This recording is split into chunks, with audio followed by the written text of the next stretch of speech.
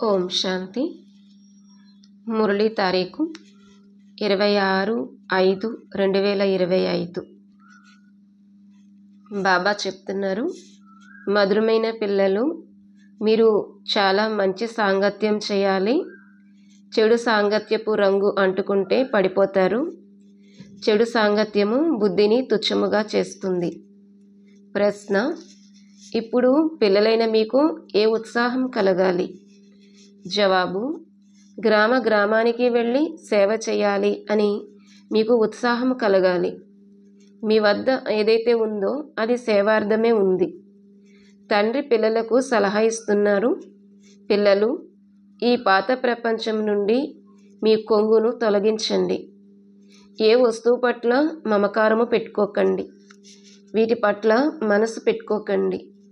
పాట: ఈ పాపపు ప్రపంచం నుండి. ఓం శాంతి. పాపాత్ముల ప్రపంచము మరియు పుణ్యాత్ముల ప్రపంచము. ఇలా ప్రపంచం గురించి చెప్పినప్పుడు ఆత్మల పేరునే ఉపయోగించటం జరుగుతుంది.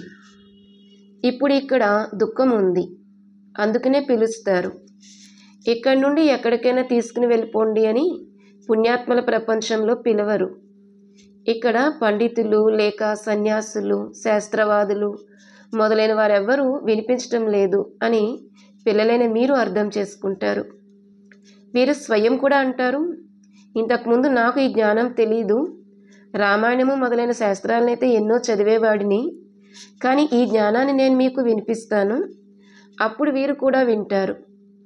ఇప్పుడు ఇది పాపాత్ముల ప్రపంచము.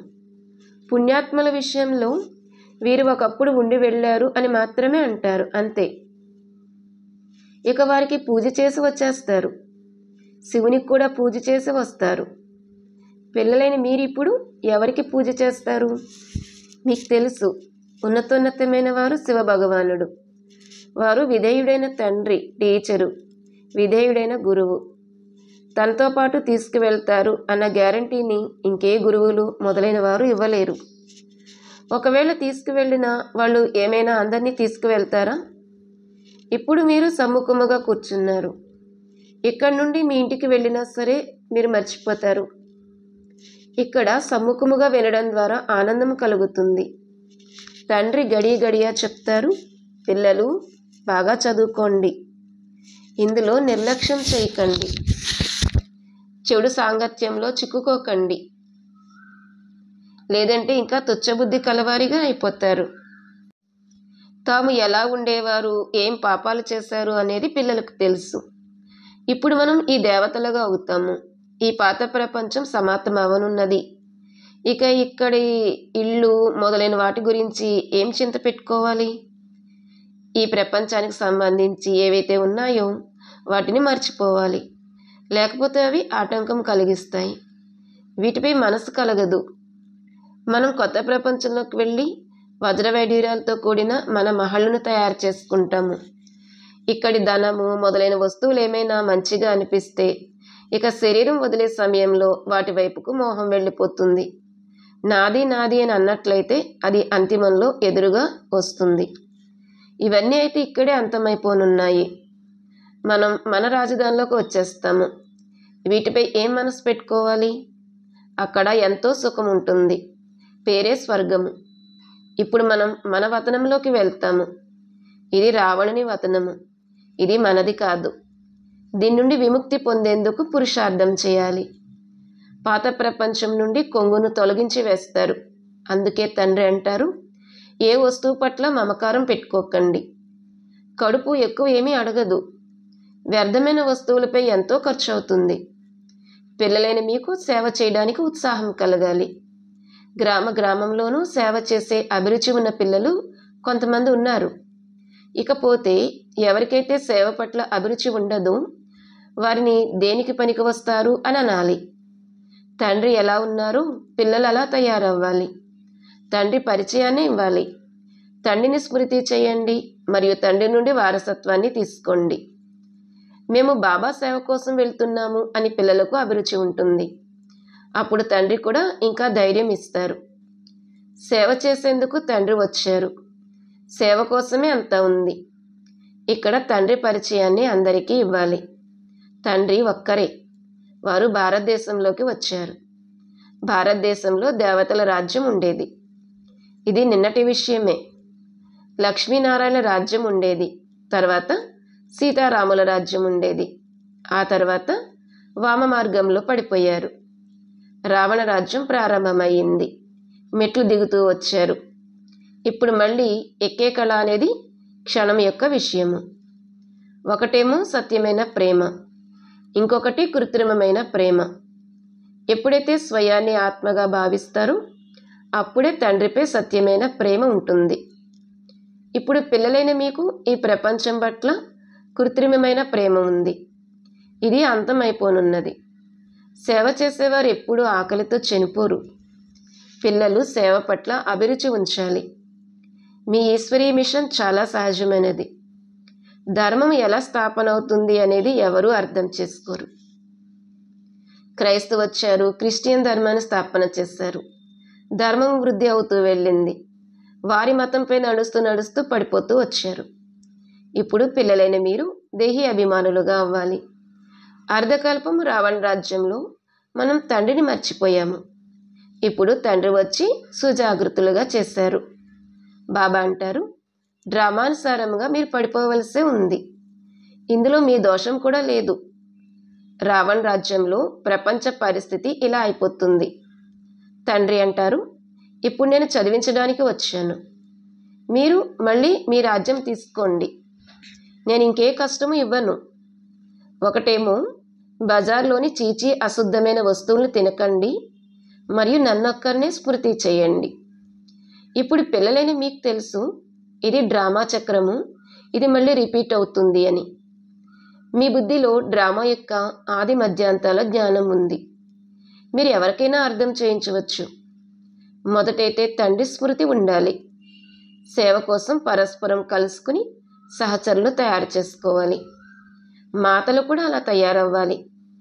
ఇందులో భయపడే విషయం ఏమీ లేదు. చిత్రాలు మొదలైనవన్నీ మీకు లభిస్తాయి. మీ సేవ ఎంతో జరుగుతుంది. ఏమంటారంటే, మీరు వెళ్ళిపోతే మరి మాకు ఎవరు నేర్పిస్తారు? మీరేం చెప్పాలి అంటే, మేము సేవ చేయడానికి సిద్ధంగా ఉన్నాము, ఇల్లు మొదలైన వాటి ఏర్పాట్లు చేయండి, అనేక మంది కళ్యాణం కోసం నిమిత్తమవుతారు.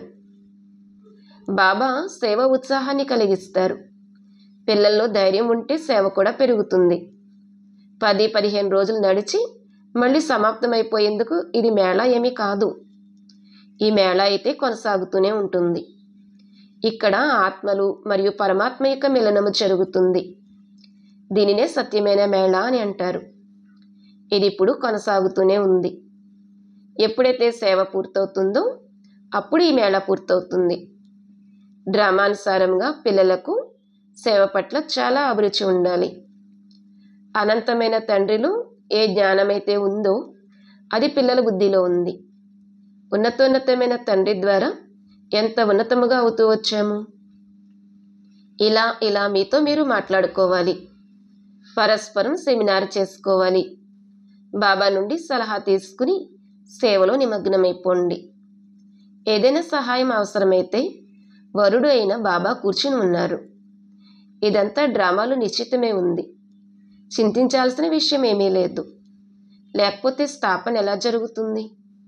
ఇంకొక విషయం కూడా ఉంది. ఎవరైతే చేస్తారో వారు పొందుతారు. ఇప్పుడు పిల్లలైన మీరు రాతి బుద్ధి కలవారి నుండి వజ్ర సమానముగా అవుతారు. తండ్రి జ్ఞానముతో ఎంతో సరిచేస్తారు. కానీ మాయ మళ్ళీ ముక్కు పట్టుకుని వెన్ను చూపించేలా చేస్తుంది. పిల్లలైన మీరు చాలా మంచి సాంగత్యం చేయాలి. చెడు సాంగత్యం యొక్క రంగు అంటుకుంటే పడిపోతారు. బాబా బయోస్కోప్ అంటే సినిమా మొదలైనవి చూడవద్దు అని చెప్తారు. ఎవరికైతే సినిమా అలవాటైపోతుందో వారు పతితముగా అవ్వకుండా ఉండలేరు. ఇక్కడ ప్రతి ఒక్కరి కర్మలు అశుద్ధముగా ఉన్నాయి. దీని పేరే వేశ్యాలయము. తండ్రి శివాలయాన్ని స్థాపన చేస్తున్నారు. వేశ్యాలయానికి పూర్తిగా నిప్పు అంటుకోనున్నది. కుంభకర్ణుని వలె ఆసురి నిద్రలో నిద్రిస్తున్నారు. మేము శివాలయంలోకి వెళ్తున్నాము అని మీరు అర్థం చేసుకుంటారు. ఇంతకుముందు మనం కూడా కోతుల వలె ఉండేవారం. దీనిపైన రామాయణంలో కూడా కథ ఉంది. ఇప్పుడు మీరు తండ్రికి సహాయకులుగా అయ్యారు. మీరు మీ శక్తితో రాజ్యస్థాపన చేస్తున్నారు. ఇక తర్వాత ఈ రావణ రాజ్యం అంతమైపోనున్నది. పిల్లలైన మీకు అనేక రకాలని యుక్తులను తెలియజేస్తూ ఉంటారు. ఎవరికీ దానం చేయకపోతే ఫలం కూడా ఎలా లభిస్తుంది? మొట్టమొదట 10-15 మందికి మార్గం తెలియచేసి ఆ తర్వాత భోజనం చేయాలి. మొదట శుభకార్యం చేసి రండి. ఇందులోనే మీ కళ్యాణము ఉంది. ఏ దేహదారిని గుర్తు చెయ్యకండి. ఇది పతిత ప్రపంచము. పతిత పావనుడైన ఒక్క తండ్రినే స్మృతి చేసినట్లయితే పావన ప్రపంచానికి యజమానులుగా అయిపోతారు. అంతిమ స్మృతిని బట్టి మరుసటి జన్మ జరుగుతుంది.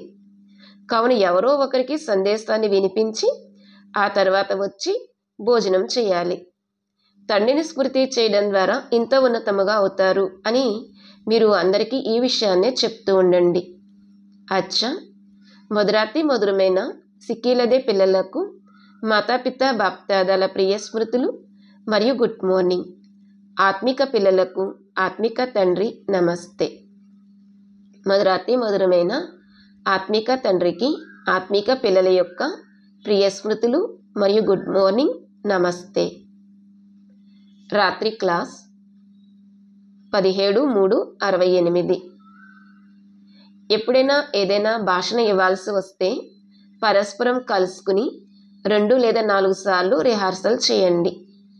పాయింట్లు కలపడం, సరిచేయడం చేసి తయారు చేయండి. అప్పుడు రిఫైన్ భాషణ ఇస్తారు.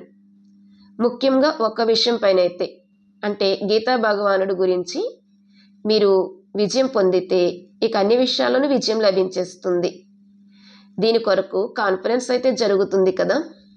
వృక్షం యొక్క వృద్ధి అయితే తప్పకుండా జరగనున్నది అని అర్థం చేసుకుంటూ ఉంటారు. మాయా తుఫాన్లు అయితే అందరికీ వస్తాయి. చాలా వరకు ఏమని వ్రాస్తారు అంటే, బాబా మేము కామం యొక్క దెబ్బతిన్నాము అని. దీన్ని సంపాదన పోగొట్టుకోవడము అని అంటారు. క్రోధం చేస్తే కొద్దిగా నష్టం జరిగింది అని అంటారు. కామం కోసమే అర్థం చేయించవలసి ఉంటుంది. కామంపై విజయం పొందితే జగజ్జిత్తులుగా అవుతారు. కామంతో ఓడిపోతే ఓడిపోతారు. కామంతో ఓడిపోయే వారికి సంపాదన సమాప్తమైపోతుంది, శిక్ష పడుతుంది. గమ్యము చాలా పెద్దది, అందుకే చాలా జాగ్రత్తగా ఉండవలసి ఉంటుంది. 5000 సంవత్సరాల క్రితం కూడా మనకు రాజ్యాధికారం లభించింది అని పిల్లలైన మీకు తెలుసు. ఇప్పుడు మళ్ళీ దైవీ రాజధాని స్థాపన అవుతుంది. ఈ చదువు ద్వారా మనం ఆ రాజధానిలోకి వెళ్తాము. అంతా చదువుపైన ఆధారపడి ఉంది. చదువు మరియు ధారణ ద్వారానే తండ్రి సమానముగా అవుతారు. రిజిస్టర్ కూడా కావాలి కదా. దాని ద్వారా ఎంతమందిని తమ సమానంగా తయారు చేశారు అనేది అర్థమవుతుంది. ఎంత ఎక్కువగా ధారణ చేస్తారో అంతగానే మధురముగా అవుతారు. చాలా ప్రియమైన పిల్లలుగా ఉండాలి. పిల్లలైన మీకోసమే నేటికి ఆ రోజు వచ్చింది. దీనికోసం మనుషులు ముక్తిలోకి వెళ్ళాలి అని ఎంతో ప్రయత్నిస్తూ ఉంటారు. తండ్రి అందరికీ కలిపే ముక్తి జీవన్ముక్తుల్ని ఇస్తారు. ఎవరైతే దేవతలుగా అయ్యే పురుషార్థం చేస్తారో వారే జీవన్ముక్తిలోకి వస్తారు. మిగిలిన వారంతా ముక్తిలోకి వెళ్తారు. లెక్క యాక్యురేట్గా తీయలేరు. కొందరు మిగిలి ఉంటారు కూడా. వినాశనం యొక్క సాక్షాత్కారము పొందుతారు. ఈ మనోహరమైన సమయాన్ని కూడా చూస్తారు. ప్రతి విషయంలోనూ పురుషార్థం చేయవలసి ఉంటుంది. స్మృతిలో కూర్చుంటే పని అయిపోతుంది, ఇల్లు దొరికేస్తుంది అని కూడా కాదు. అలా కాదు. డ్రామాలో ఏది ఉంటే అదే జరుగుతుంది. ఇటువంటి ఆశ పెట్టుకోకూడదు. డ్రామాలో ఏది ఉంటే అదే జరుగుతుంది. ఇటువంటి ఆశ పెట్టుకోకూడదు. పురుషార్థం చేయవలసి ఉంటుంది. ఇకపోతే డ్రామాలో ఏది నిశ్చితమే ఉంటే అదే జరుగుతుంది. ముందు ముందు మీ వృత్తి కూడా బాహ్య వృత్తిగా మారిపోతుంది. ఎంతగా పురుషార్థం చేస్తారో అంతగా ఆ వృత్తి ఉంటుంది. మనం అశరీరిగా వచ్చాము. 84 జన్మల చక్రాన్ని పూర్తి చేశాము. ఇప్పుడు తండ్రి అంటారు కర్మాతీత అవస్థలోకి వెళ్ళాలి అని. మీరు వాస్తవానికి ఎవరితోనూ శాస్త్రాలు మొదలైన వాటిపై వాదించవలసిన అవసరం లేదు. స్మృతికి సంబంధించినదే ముఖ్యమైన విషయము. మరియు సృష్టి ఆది మధ్యాంతాలను అర్థం చేసుకోవాలి. చక్రవర్తి రాజుగా అవ్వాలి. కేవలం ఈ చక్రాన్ని అర్థం చేసుకోవాలి. దీనికి సంబంధించే క్షణంలో జీవన్ముక్తి అన్న గాయనం ఉంది. పిల్లలని మీకు ఆశ్చర్యం అనిపించవచ్చు. అర్ధకల్పం భక్తి నడుస్తుంది. జ్ఞానము అంశ మాత్రము కూడా ఉండదు. జ్ఞానం ఉన్నది తండ్రి వద్ద మాత్రమే. దీనిని తండ్రి ద్వారానే తెలుసుకోవాలి. ఈ తండ్రి ఎంత అసాధారణమైన వారు. అందుకే కోట్లలో ఏ ఒక్కరూ వెలువడతారు. ఆ టీచర్లు ఇలా ఏమైనా అంటారా? వీరు అంటారు, నేనే తండ్రిని, టీచర్ను, గురువును. ఇది విని మనుషులు ఆశ్చర్యపోతారు. భారతదేశాన్ని మాతృభూమి అని అంటారు. భారతదేశాన్ని మాతృభూమి అని అంటారు. ఎందుకంటే అంబా పేరు ఎంతో ప్రఖ్యాతమైనది. అంబాకు మేళాలు కూడా ఎన్నో జరుగుతాయి. అంబా అన్నది మధురమైన పదము. చిన్నపిల్లలు కూడా తల్లిని ప్రేమిస్తారు కదా.